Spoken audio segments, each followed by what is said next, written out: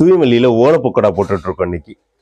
இயற்கை வேளாண்மையில விளைஞ்ச பொருட்களை கொண்டு நிறைய மரபு தின்பண்டங்கள் பண்ணிட்டு இருக்கோம். மரபு அரிசி ரகங்கள்லையும் சிறுதானியங்கள்லையும் இது பாரம்பரிய அரிசி ரகமான தூயமல்லியில போட்டுட்டு இருக்கோம்.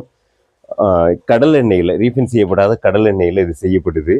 நம்ம தின்பண்டங்கள்ல எதுலையுமே நம்ம பேக்கிங் சோடா உட்பட எந்தவித ரசாயனமும் நம்ம பயன்படுத்துறது இல்லை. பொருட்கள் கெட்டு போகாமல் இருக்கிறதுக்கு பதப்படுத்திகளோ அல்லது மொறுமொறுப்பை கூட்டுறதுக்காக பேக்கிங் சோடாவோ இப்படி எந்த ரசாயனமும் இல்லாமல் நம்ம தயார் பண்ணுறோம். பொதுவாக வெளியில் கிடைக்கிற அந்த தின்பண்டங்களை விட இது மரபு அரிசியில் செய்யப்படுது அப்படிங்கும்போது இதில் ஊட்டம் நிறையா இருக்குது ஒரு பக்கம். இன்னொன்று தீங்கு தரக்கூடிய அந்த நஞ்சான ரீஃபைன் செய்யப்பட்ட எண்ணெயோ அல்லது பேக்கிங் சோடா உட்பட வேறு எதுவுமே பயன்படுத்தாமல் செய்யப்படுது. இப்போ நிறைய மரபு தின்பண்டங்கள் இருக்குது. கரசி வகைகள், முறுக்கு வகைகள், மிக்சர் வகைகள், அதிரசம், இது எல்லாமே இருக்குது. மாப்பிள சம்பால, கருப்பு கோணியில், திணையில், வரகுல, இப்படி நிறைய இதில் பண்ணிகிட்டு இருக்கோம். நெய் உருண்டைகளும் இருக்குது. இது எல்லாத்தையுமே நீங்கள் திரையில் தெரிகிற எண்ணில் ஆர்டர் பண்ணிக்க முடியும்.